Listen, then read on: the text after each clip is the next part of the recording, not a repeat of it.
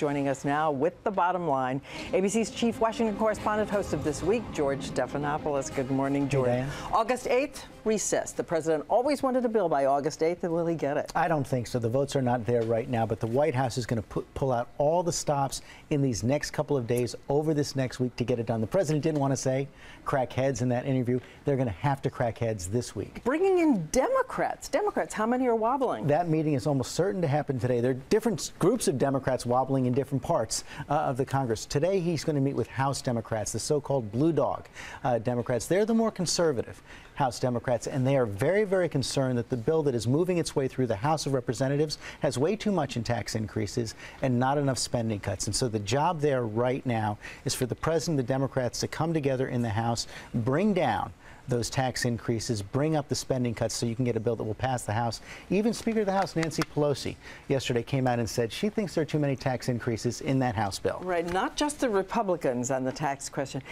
Polling is showing that the American people just don't believe that this is going to be a budget-neutral event. And that is the big problem for the president and the White House right now. We saw our own poll yesterday, which indicated it was going in that direction. Today, USA Today and Gallup have similar numbers showing 50% disapprove of President Obama's approach on health care. And this is a big number here, Diane. 59% think there is just too much government spending. They think this is going to break the bank, that this is going to increase deficits. The president said this bill has to be paid for.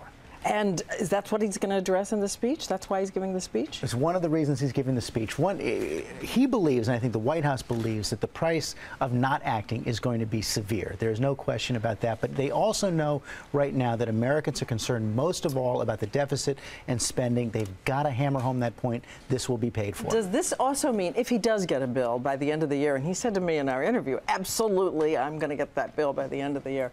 If he gets a bill, it's going to be a bare bones bill, just a couple of provisions. Tell everybody what they can expect at the baseline. It's hard to know. There's few bottom lines out there that have to happen. The president has laid out his bottom lines. Number one, the bill has to move towards covering everybody. Number two, it has to move towards controlling costs for everyone. And then three, it just has to be paid for.